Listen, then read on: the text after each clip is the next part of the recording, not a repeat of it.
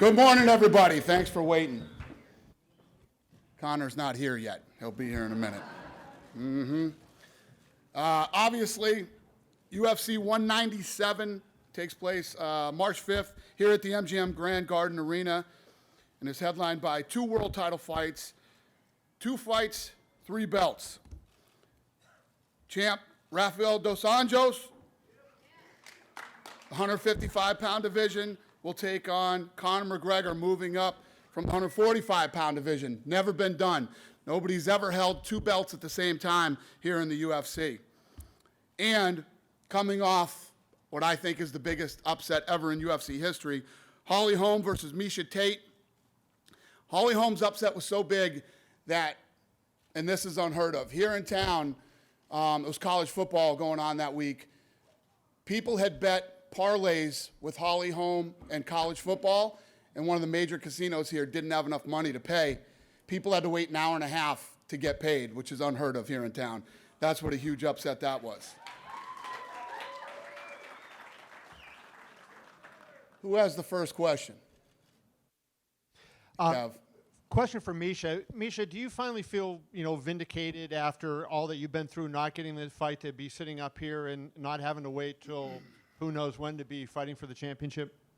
I think it was meant to be. I mean, that's all I can really say. I feel like I've been ready for this opportunity for quite some time, and now that it's here, I think it was just meant to be.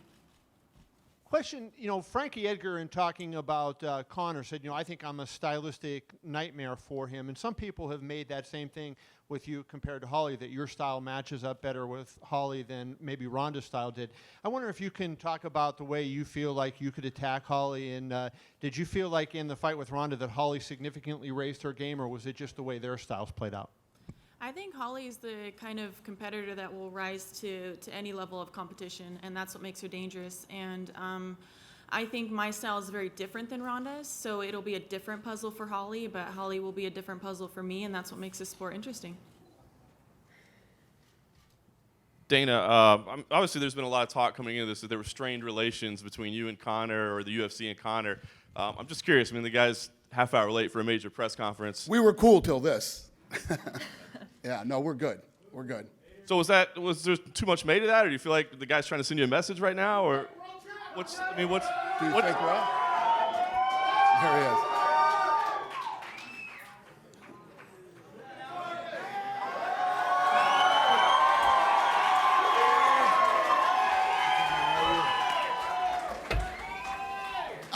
No, ask him. I don't know. Well, Conor, obviously, welcome to the press conference. I just did want to ask you, certainly a major day here, a big press conference. There's been a lot of talk that maybe there's tension between you and the UFC, or you see McGregor Sports and Entertainment as a brand that can be on par with the UFC or beyond that. Is your tardiness here today any type of a message, any type of leverage, negotiation, anything like that? No, wow. New microphones and everything. 2015 was a damn good year of business. We've got the good microphones and all this year. No, business is phenomenal. All you got to do is look back at last year for myself and the company. There was nothing about tardiness. I apologize for my timekeeping. I do not wear watches to tell the time, so I operate on my own time. But I am here now, and I apologize, and here we go. Fantastic. Well, now that you are here, why was this the right fight? You certainly had a lot of options on the table. Defend the belt at 145. Nate's calling you out. Everybody wanted to fight you. Why was this the right fight to make?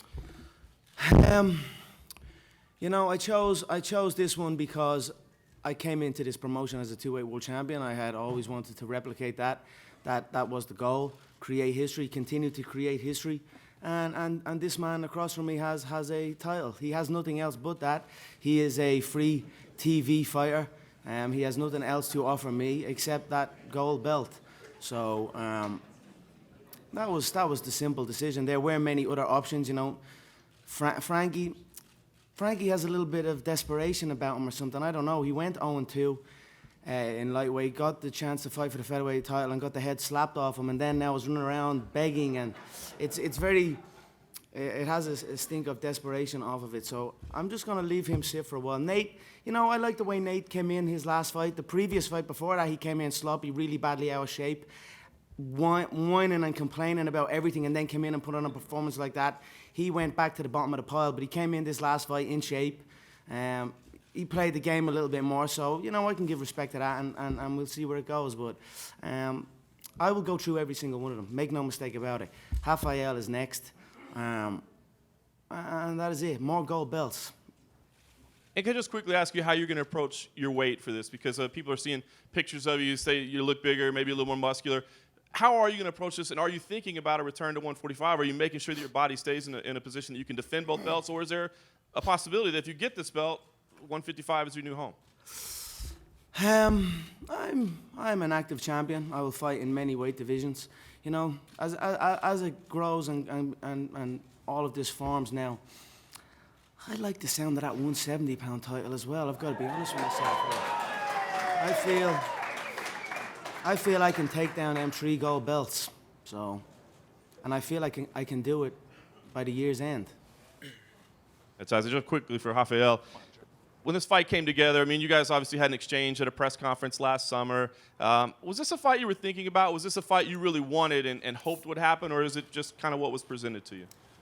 Yeah, actually, I'm 155. I made this champion, fight. and I made everything got to do with this. I put him in that seat. I tell him what to do. I just think about, you know, people in my division. This guy, he 145-pound champion, and whatever try to step on my division to try to take my belt away, I will make sure I will keep my belt. But man, I'm here, you know. He's a challenge. I'm the champion. Because we put you there. And he's a smart because guy. I put you there. He doesn't wanna fight for his 45, or for his featherweight. He don't wanna put his featherweight belt in the line. I see a gazelle up because if here. he lose, he don't have anything. I see a gazelle up here, limping. And so smart. He's trying to go up. Old gazelle. I'm gonna beat him. I'm gonna send him back to 45, and he's still champion. And last question, Rafael. You know, you're not a guy that's talked a lot throughout your career. How difficult is it right now? I mean, you see, you know, Conor's been a master of mental warfare throughout his career. He's going at you right now. How difficult is it to keep your focus? And do you feel like that's going to be a big key in the lead-up for this fight is maintaining focus and not getting into a war of words? I'm not a trash talker. You know, I respect my opponents, and I'm just I talk the truth. You know, I don't trash talk. I just talk the truth. And March 5th, and I will send this guy back home sad, and I'm gonna keep my belt. You know. I'll send him back home to California. He's home. You know, I swear to God, UFC 189, I fought Jose Aldo. I KO'd the country of Brazil's true champion. And seeing how he handles himself, how his team handles himself, they never learned the language of the oppressor. He never came to America. He trusted in his people, unlike this guy standing across from me. And that's why the people of Brazil love Jose Aldo. That's why when Jose Aldo steps off a plane, the country of Brazil greets him regardless of result. We're sending Rafael on a 4-day media run throughout Brazil in a couple of weeks, and we've got to book him a hotel. I've got to book him a hotel in his own home country. So that should tell you all you need to know. He will never step off a plane and receive a hero's welcome in the country of Brazil because he ran from the country of Brazil. He didn't trust his own. And that's why Jose is the true champion in his country. And this guy in Brazilian lingo is a gringo. And that is the truth. Okay, Dana, question for you and for Conor both on the timing here with him holding, if he wins this fight and holds 2 belts, when are you going to expect him to fight at 145 again? Are you going to put a time? Yeah, you're going to put a time frame on him on when he needs to defend that belt as well? Yeah, well, it's going obviously this fight has to happen. We'll see what happens. Listen, when everybody asks me why I would let Conor hold 2 belts when we've never done it before, because Conor has kept his word on everything he said he would do. He was a little late to the press conference today, but other than that, he's kept his word and done everything that he said he would do since the day he set foot in here. He said he will fight 4 times a year. He really likes money, and I believe that he will do. I believe he will do it. So, but no time frame on. He's going to have 6 months to have to. Yeah, listen, cut out all this other stuff and I'd go through the whole roster in 4 months. And I tell you that right now, I'll whoop every single one of them inside 4 months if you cut out all this other shit. Bring me in, weigh me in, and I'll fight the next night and wipe out the entire game inside 4 months. And finally, real quick for Holly Holm, question: why right off the bat you're taking on somebody as talented as Miesha Tate? Why not take an interim fight beforehand? But taking on her seems to be a big challenge for you, certainly. It's absolutely a challenge, but the way that I've kind of mentally taken my whole career is to make sure and take the challenges that are ahead of me. And the reason why I'm sitting here right now with the belt is because I took the challenge ahead of me when they said Ronda's next. A lot of people didn't think I was ready, and I thought, you know what? This is the opportunity that's next, and I don't want to run from it. So this is the opportunity that's next for me. It's Miesha Tate, and she's a totally different fighter. She's very good in the scrambles, and she's technically had more ring experience than Ronda. So there's just different things that she brings to the table, and it is a huge challenge for me.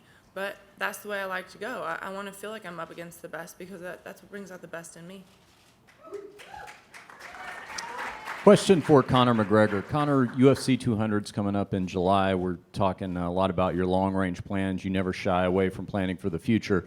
If there's no, injury or anything like that holds you up after UFC 197, can you say you would fight at 200? I'll be fresh after 197. I believe I will dust Rafael inside 1 minute.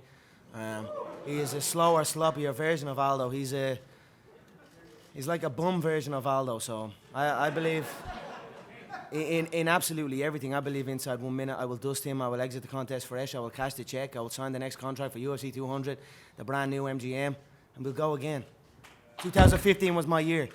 2016 is also my year. Every year is my fucking year. Question for Rafael dos Anjos. Your path to the title was through wrestling. Obviously, that was a big key to your victory over Anthony Pettis. Do you anticipate that that's going to be a key component to defeating Conor McGregor?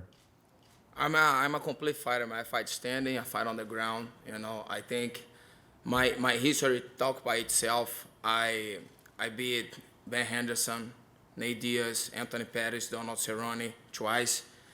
And I fought better guys. I fought taller guys, stronger guys. Donald don't want to fight. Donald, that wasn't a TKO. That wasn't a finish. Donald quit in there. Looking at that, it was an early finish for Dos Anjos against Cerrone. But looking at that finish, my God, in as far as finishes go, it was one of the worst finishes I've ever seen. He was swinging wild. He hit nothing but shoulder. He almost lost balance. He was swinging that wild in there. He was hitting glove and then looking at the ref saying, "Ref, please stop this fight. Please get me out of here." And then the ref obliged and stopped the fight for him. So it was a very weak finish against Cerrone. So you can talk about your wins and losses, but at the end of the day, you've tasted that darkness of being KO'd stiff, and you will taste it again on March 5th. My next question you guys can make for him because he's answer for me. So my next question you guys can make. Yeah, I set it all up and I knock it all out of the park. That's what I do. That's why you're sitting there. That's why you're flying to Brazil and to do that media run. I want to send you back to our Brazilian TV partners, Globo and Combate Sport, and have you answer to the Brazilian people why we have to book you a hotel in your own home country. Why your kids' names are Bob and Donald. Why are you raising American children? Why don't you trust in your own people? So you're going back to Brazil to answer that question while you stay in a hotel that we have to pay for you because you don't have a home over there. Question for Miesha Tate. Miesha, presumably every time you've thought about getting a title shot over the last couple of years, it's been associated with Ronda Rousey, who you had a lot of personal animosity for. When you think about this title shot now, that it does have a fresh face attached to it, do you think about it any differently in that sense? Is it any type of a relief to have no personal animosity or emotions attached to it? I suppose it is. It's just a different kind of feeling leading into this fight. I'm a fan of respectfulness, and I think that Holly is a true sportsman, and I like this fight. I like the matchup, and it's a little refreshing to not have to be against Ronda and have to go through all the drama of seeing each other all the time. Holly and I are very friendly, so it's just different. It's nice. And lastly, for the champion, Holly, I know you would have taken the rematch against Ronda Rousey if that had been presented to you first, but do you like this idea of being able to have a fight that's your night, it's writing a new chapter in your brand, and it's not necessarily going straight to revisiting something that you've already done? You know, I was open to a rematch with Ronda. I just wanted whatever opportunity was going to come.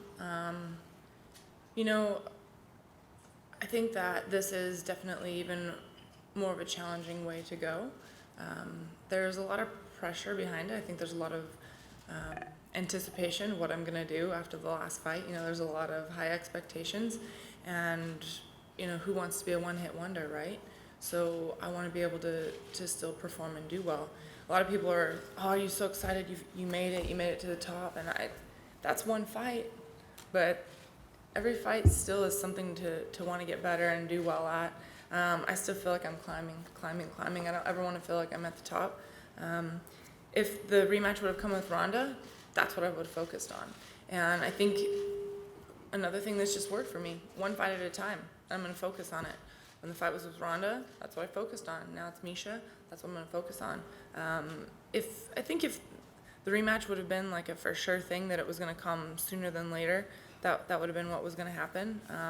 But the fight with Miesha is here, so honestly, the whole thought of the rematch with Ronda isn't even on my mind anymore, because that's not where my focus should be anyway. Thanks.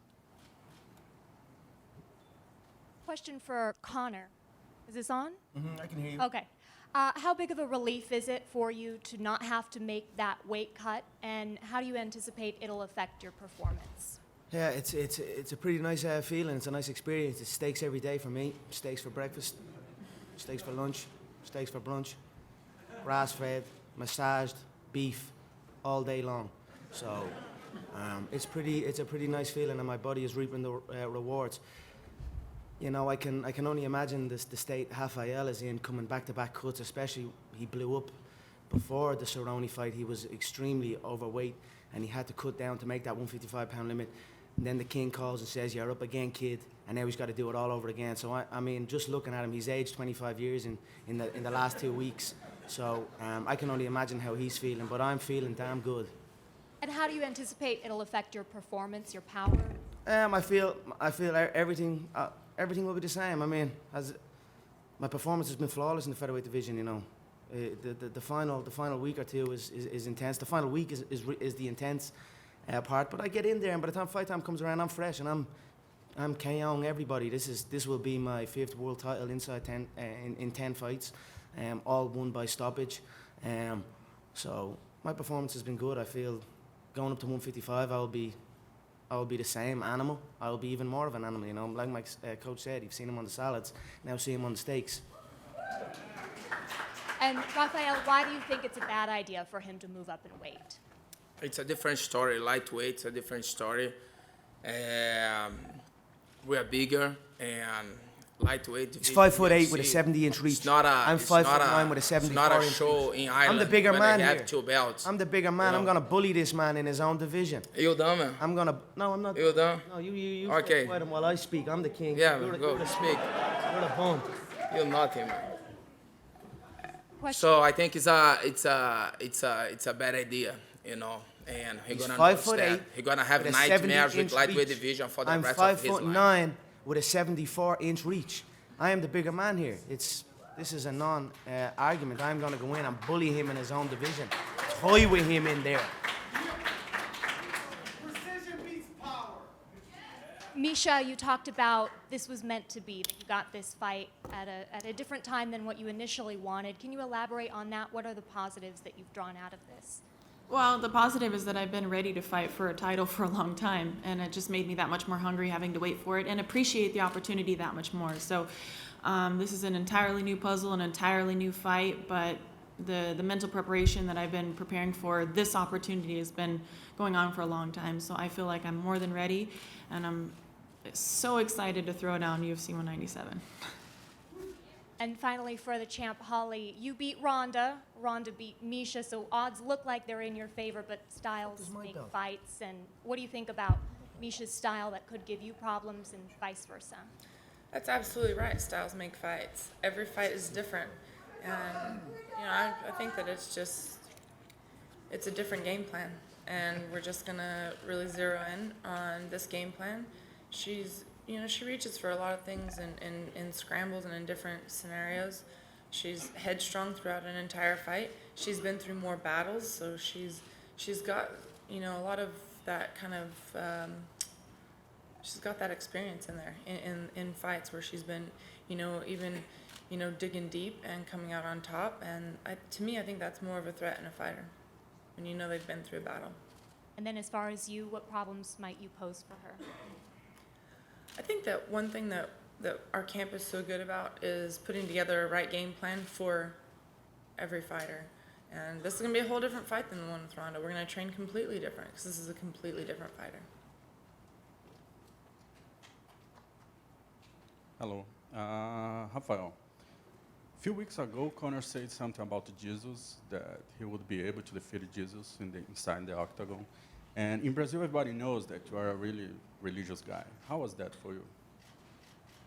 Yeah, I think when a guy say something like that, he has no respect for anybody.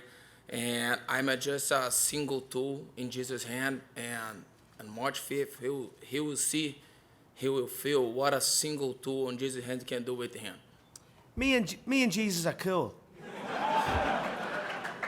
I'm cool with all the gods. Gods recognize gods.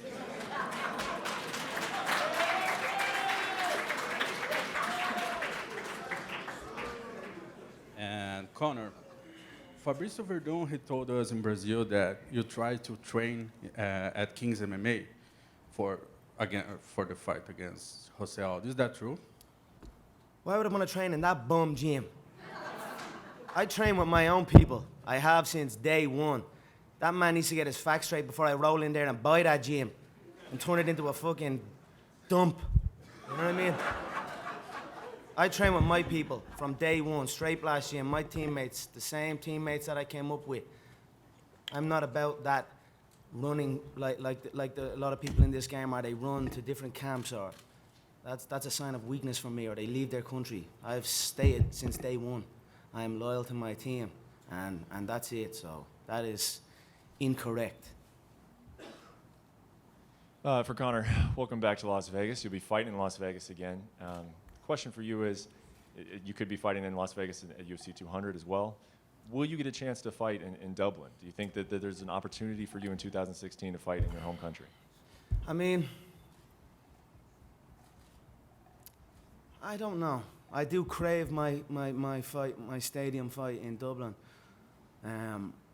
But I just have to roll with the punches here. You know what I mean? I just have to. It's an operation to set up a stadium show like that. There are restrictions, there are limitations. They've pulled concerts from the venue previous, so it's a risk to go in and do something like that. When I'm just knocking them out so easily and so smoothly, just keep rolling back to back to back. I will get back to Dublin. We will do the show, but it takes time. This is a marathon, not a sprint. So I look forward to one day having my home country lit up with a stadium show, but it is a work in process. Another one for you. Up until this point, you've sort of put Hollywood away. You said that you're not interested in that your focus is on fighting. Prior to your last fight, your manager kind of said that might change this year. You put up something on Instagram of you in maybe your driveway or something, saying you were maybe trying some stuff out for a Hollywood film. Is this the year that we see you kind of break over into that side of things? Acting, I'm not crazy about acting, but I sure am crazy about collecting.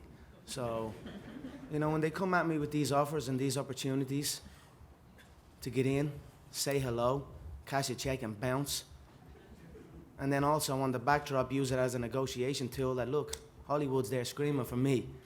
I'll use every angle of it. So we'll see where it goes. But I have offers on the table. I am deciding. But like I've said before, I truly enjoy the fight business. The fight business is my passion, not show business. I understand that you kind of got to juggle both in certain aspects of this game. But I am involved in the fight business, and I am running the fight business. A question for the other champion, Dos Anjos. What did you think of Conor's fight with Aldo? Did you think that all of the talk that Conor had done had a negative effect on Jose? Is that just the fight game that you guys are throwing punches? Someone can go down at any moment. What did you make of that fight? Did you learn anything from it? What were your thoughts on it? Yeah, that was really quick, and I think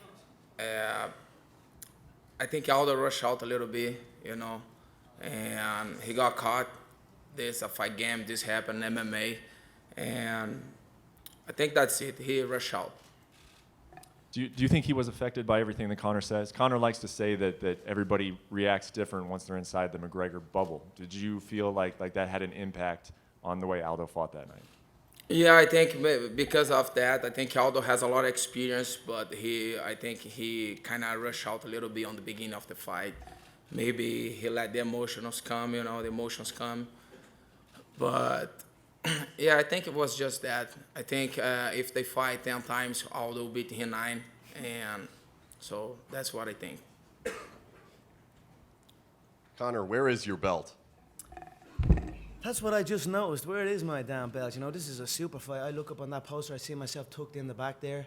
I see a guy who has, his last gate was 1.7 million. He fought on free TV. He's never brought a dime to the company.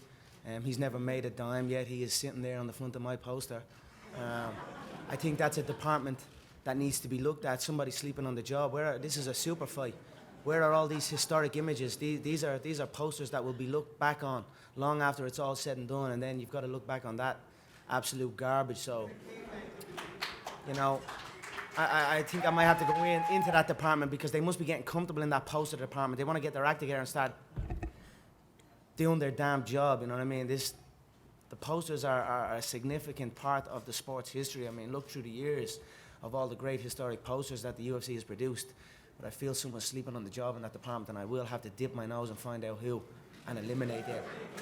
Dana, do you have a response to that? Where is his belt right now? He's challenging for the 155-pound belt. Everybody knows that. He's challenging for this belt. His belt isn't on the line. If he loses in this fight, he's still the 145-pound champion.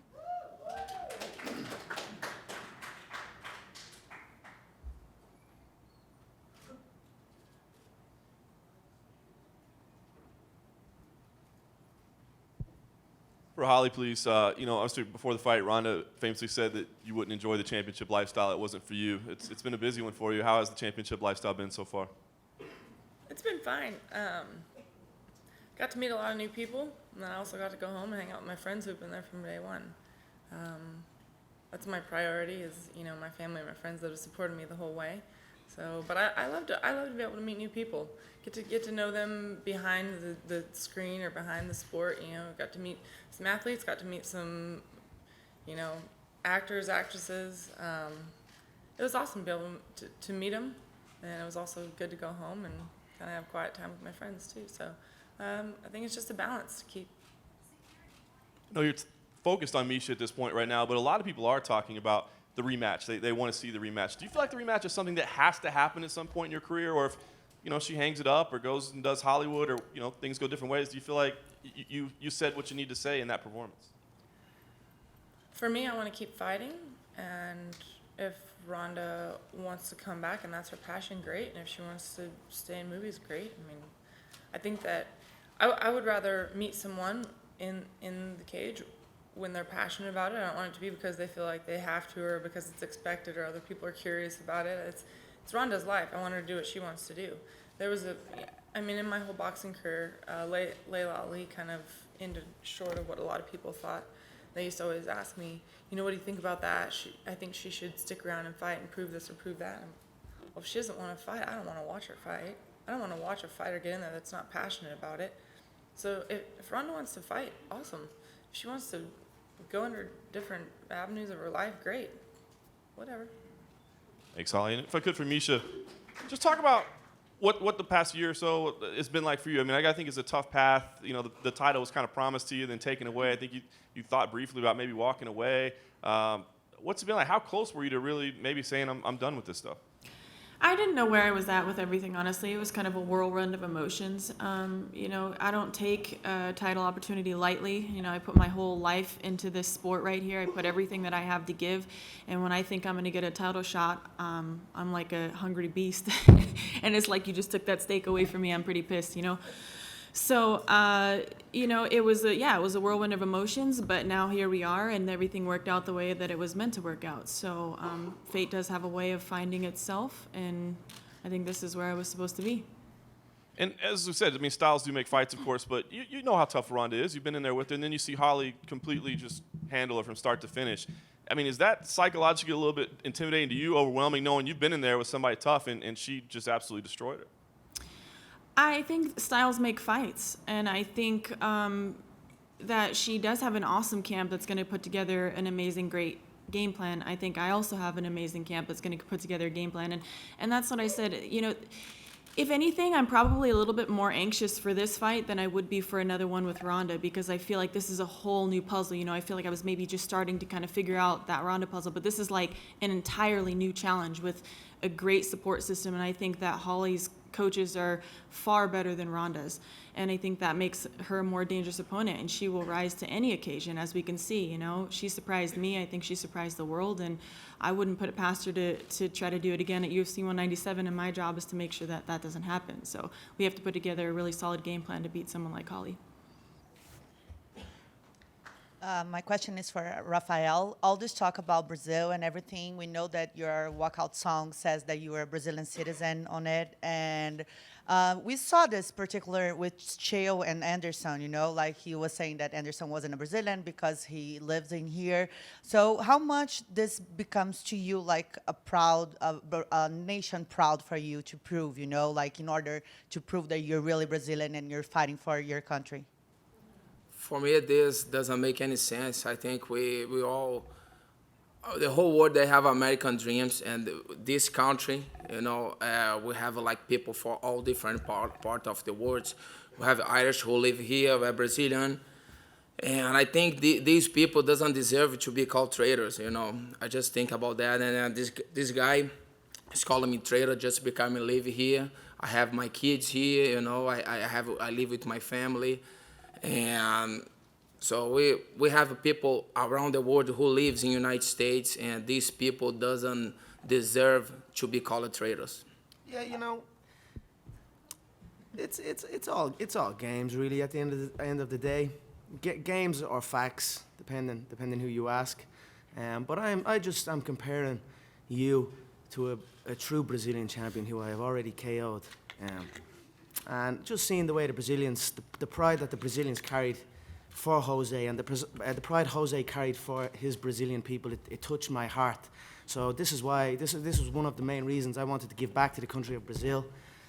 March 5th, I will behead Rafael dos Anjos. I will drag his head through the streets of Rio de Janeiro, through a parade of people, I'd imagine. It will become a national holiday also, I would imagine. But it's simply a sign of recognizing who's true and who's not. I see a true champion in Jose and his team and his beliefs. He carries the belief of the Brazilian people. And I see a man, although he is Brazilian, doesn't represent the Brazilian people like he should. He brings the name of Brazil down. So I will bring the name of Brazil back up once again. Viva la Brasilia! So Conor is always doing predictions. I'm going to ask him about, Conor, your prediction for the fight. And Rafael, do you have any predictions for the fight? First of all, this guy speaking Spanish. In Brazil, we speak Portuguese. It's Look not at me. Brasilia. It's not like, Brasilia. It's look O at Brasil. Me. So learn Portuguese first. I'm dressed. And man, I'm up here like El Chapo. I'm gonna have a chance to finish this fight in the first round, but I won't. I'm gonna punish him all the way to the third or the fourth. I'm gonna make him bleed. He's gonna pay for everything he's talking about everybody, for all the respect this guy have. I'm gonna punish him for long minutes. I'm speaking Spanish. I'm dressed like El Chapo in his prime. I'm running this company. I'm running this company like half a wise guy. I'm up here verbally destroying this man. I am a multicultural individual. I am in here doing whatever I want. Conor, so This one is for Brazil. Conor, can I have your prediction? As always, like you do your prediction. So what's your prediction? Yeah, I feel he is very, very sloppy. His shot selection is very, very poor. He has the tenseness in his body when he loads. He will try. We will enter, and he will try and close into that distance and enter into the pocket. But he will take some strikes in there really, really early. So he also dips in certain. It's honestly like a slower, sloppier, more stuffed version of Jose Aldo. I feel I will guide him onto some strikes, and as he has been KO'd before, I will KO him once again. So that's how I feel the fight will go, but it will be another KO. I'd swear, I'd love to beat the ugly out of him and drag him into the second and third rounds, and I would love to do that. But I feel like I'm going to dust him in under 1 minute. And where are you gonna do your camp? Here or in Ireland? I am here to collect a check. I fly back to Ireland tomorrow. I do my camp in beautiful Dublin, Ireland, surrounded by my people. Hard work, dedication, sacrifice, a trust in my surroundings. And then I will fly back to the West Coast 2 weeks out and fight. That's my pattern. I am an Irishman. I know what you're trying to do over there. You're trying to say, well, you're over here, but I am not over here. I come in here, I cash checks, and I transfer them into euro and head back to my home country with all the money. So that's what I do here. So. Take 2 more questions. Dana, I just wanted to ask you, Holly was at the Cotto-Canelo fight, and when they put her on the screen, she got, you remember Holly, a bigger reaction than most of the boxers that were there that night. What do you think that says for her popularity and her drawing ability? Because generally you think when you beat the man, you don't become the man necessarily as in terms of the attraction, but that seemed to translate very well where she became extremely popular just off that win over Ronda. The place at the Thompson Mack that night I think was pretty loud when they showed her on the screen. Well, I think there's been this battle between UFC and boxing for years, and James Toney came over and all the things that have happened. And when Holly beat Ronda, I think she was really embraced by the boxing community again as a boxer who had come over here and beat, the best mixed martial artist, And so that leads to my second part of my question. I would think, with Conor going for a second title, that would make this an historic fight no matter what. Just, that the drama of him trying to get a second belt. Putting Holly and Miesha on, which is going to be a big fight on its own, I mean, you could probably have set that aside given the reaction that Holly got, and it would have been a pay-per-view headliner itself. So what was the thought process in putting this fight on with, Conor and... I wanted Holly on the fight. She has Irish blood. It was an honor to have Holly compete on this. Is that what it was? In front of the Irish fans. So. Well, I think, obviously you want to stack the card and timing, too. Timing was right for both of these guys to be on this card. And Conor, just to ask you, you looked last year in Ronda's 2 fights with Holly and with Betche, and then obviously your fight, did really, really big numbers. Do you think this is the new normal for the UFC? It used to be that one time a year, maybe you would get a wrestling or a boxing or an MMA pay-per-view do that big number. Now it seems like, there's been 4 or 5, times a year. It's certainly the new normal for me, but I continue. I hold every record in the game. I am simply breaking my own records now at this stage. So I am out on my own. I am in a league of my own. The game is on its knees. The game must hold seminars every weekend to pay for their training costs. And I'm out here rallying around California in a car that spits fire, dressed like El Chapo, with anacondas on my feet. So I am in a league of my own here, ahead of everyone in the game by a country mile. I am finding it hard to even engage with anyone in the game because they are not on my level. Not one single individual in this company is on my level. Conor, question for you on Floyd Mayweather Jr.'s comments earlier this year that were racial in their tone, certainly. And this year, April 24th, is the 100th anniversary of Irish liberty of the Republic of Ireland. Your thoughts on how that relates to your Irish background, what it means to you? I think Floyd needs to, I think this Floyd centennial needs to learn celebration this year. before he opens his mouth. You don't put a man like me in a situation like that. You know, you put me in a name that's got to do with prejudice when you don't know nothing about me. You know, I am a multicultural individual. I take from all cultures. Look at me. You know what I mean? I am a product of many cultures as a young Irish man. So for someone to put me in that, I know he wasn't saying that I am that person, but it put me in that bracket, and I did not appreciate that one bit. So, you know, there's people buried in the desert for less than that. So Floyd needs to understand before he speaks who he is speaking about, and that is as simple as that.